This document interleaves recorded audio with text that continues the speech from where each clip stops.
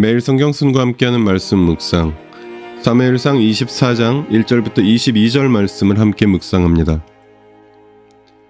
블레셋 사람과 싸우고 돌아온 사울은 다윗이 엔게디 광야에 있다는 소식을 듣고 온 이스라엘에서 3,000명을 뽑아 거느리고 다윗과 그의 부하들을 찾으러 들염소 바위 쪽으로 갔다. 사울이 길 옆에 양 우리가 많은 곳에 이르렀는데 그곳에 굴이 하나 있었다.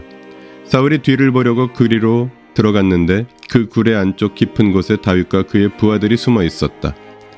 다윗의 부하들이 그에게 말하였다. 드디어 주님께서 대장님에게 약속하신 바로 그날이 왔습니다. 내가 너의 원수를 너의 손에 넘겨줄 것이니 내가 마음대로 그를 처치하여라 하신 바로 그날이 되었습니다.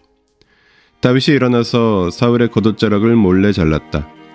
다윗은 자기가 사울의 겉옷자락만을 자른 것뿐인데도 곧 양심의 가책을 받게 되었다. 그래서 다윗은 자기 부하들에게 타일렀다.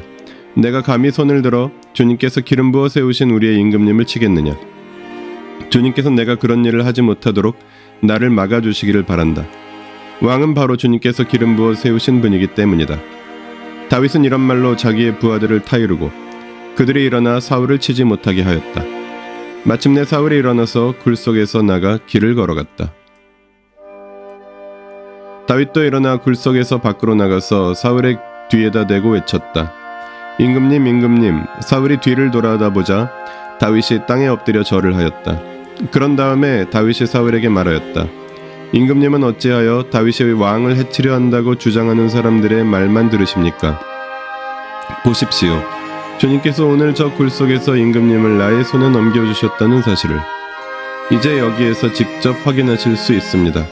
임금님을 살려보내지 말라고 말하는 사람도 있었지만 나는 임금님을 아꼈습니다. 절대로 손을 들어 우리의 임금님을 치지 않겠다고 다짐하였습니다. 임금님은 바로 주님께서 기름 부어 세우신 분이기 때문입니다. 아버지, 지금 내가 들고 있는 임금님의 겉옷자락을 보십시오. 내가 이 겉옷자락만 자르고 임금님께 손을 대지도 않았습니다. 이것을 보시면 나의 손에 악이나 죄가 없으며 임금님께 반역하거나 잘못한 일이 없다는 것도 아실 것입니다. 그런데도 임금님은 나를 죽이려고 찾아다니십니다. 이제는 주님께서 나와 임금님 사이에서 재판관이 되시고 나의 억울한 것을 주님께서 직접 풀어주시기 바라겠습니다. 나의 손으로는 직접 임금님께 해를 끼치지 않겠습니다. 옛날 속담에 악인에게서 악이 나온다 하였으니 나의 손으로는 임금님을 해치지 않겠습니다. 이스라엘의 임금님은 누구를 잡으려고 이렇게 나오셨습니까? 임금님이 누구를 잡으려고 쫓아다니십니까? 한 마리 죽은 개를 쫓아다니십니까? 한 마리 벼룩을 쫓아다니십니까? 그러므로 주님께서 재판관이 되셔서 나와 임금님 사이를 판결하여 주시기를 빌겠습니다. 주님께서 굽어보시고 나의 억울함을 판결하여 주시며 나를 임금님의 손에서 건져주시기를 빌겠습니다. 다윗이 말을 끝마치자 사울은 나의 아들 다윗아, 이것이 정말 너의 목소리냐 하고 말하면서 목 놓아 울었다. 사울이 다윗에게 말했다. 나는 너를 괴롭혔는데 너는 내게 이렇게 잘해 주었으니 내가 나보다 의로운 사람이다. 주님께서 나를 내 손에 넘겨주셨으나 너는 나를 죽이지도 않았다. 이것 하나만으로도 오늘 너는 내가 나를 얼마나 끔찍히 생각하는지를 내게 보여주었다. 도대체 누가 자기의 원수를 붙잡고서도 무사히 제 길을 가도록 놓아 보내겠느냐. 내가 오늘 내게 이렇게 잘해주었으니 주님께서 너에게 선으로 갚아주시기 바란다. 나도 분명히 안다. 너는 틀림없이 왕이 될 것이고 이스라엘 나라가 내 손에서 굳게 설 것이다. 그러므로 너는 이제 주님의 이름으로 내게 맹세하여라. 너는 내 자손을 멸절시키지도 않고 내 이름을 내 아버지의 집안에서 지워버리지도 않겠다고 내게 맹세하여라. 다윗이 사울에게 그대로 맹세하였다. 사울은 자기의 왕궁으로 돌아갔고 다윗과 그의 부하들은 산성으로 올라갔다. 1절부터 7절에서는 사울이 마침 다윗이 숨어있던 동굴을 화장실로 사용하던 사이에 다윗이 사울을 죽이지 않고 겉옷자락만 잘랐습니다. 8절부터 16절에서는 사울이 돌아갈 때 다윗이 사울에게 그 사실을 말했습니다.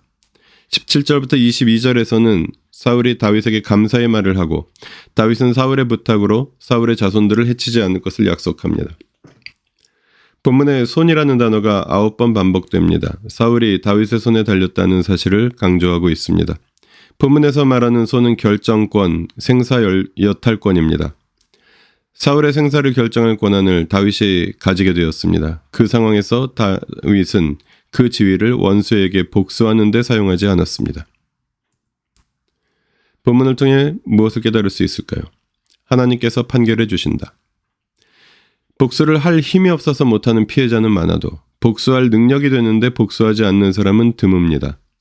본문에서 다윗이 사울을 죽였다 해도 폭군의 비참한 말로와 다윗의 승리를 이야기하는데 아무 지장이 없습니다. 그런데 다윗은 사울을 죽이지 않았습니다. 자기 손으로 복수하지 않고 하나님께 맡겨드렸습니다. 다윗은 더 고생을 해야 했지만 결국은 하나님께서 그의 억울함을 판결해 주셨습니다. 본문을 어떻게 삶에 적용할까요? 억울함을 하나님께 올려드리기. 본문은 다윗의 의로움과 선한 양심, 사울의 비루함을 극명하게 대조합니다. 16절 이하에서 사울이 반성하는 듯 보이긴 하지만 정신이 오락가락하는 모습에 지나지 않습니다. 반성하는 듯 보이는 상황에서도 자기가 제일 중요합니다. 자기 자손, 자기 이름을 구차하게 챙깁니다. 이후에도 사울은 결국 제정신이 돌아오지 않고 계속해서 다윗을 공격합니다. 정신이 오락가락하는 사람 때문에 억울한 고통을 받을 때 다윗은 억울함을 하나님께 올려드립니다. 하나님의 기름 부으신 자를 죽이지 않았다는 것도 자신의 억울함보다 하나님의 나라를 더 생각했다는 것입니다. 본문은 이렇게 자기가 중요한 사람과 하나님 나라가 중요한 사람을 대조하고 있습니다. 나의 억울함보다 하나님의 나라를 생각하고 하나님의 판결을 기다리라고 본문을 통해 주님은 말씀하십니다. 겸손히 주를 섬길 때 괴로운 일이 많으나 구주여 내게 힘 주사 잘 감당하게 하소서. 아멘. 매일 성경순과 함께하는 말씀 묵상, 오늘의 묵상을 마칩니다. 말씀이 함께하는 하루 보내십시오. 고맙습니다.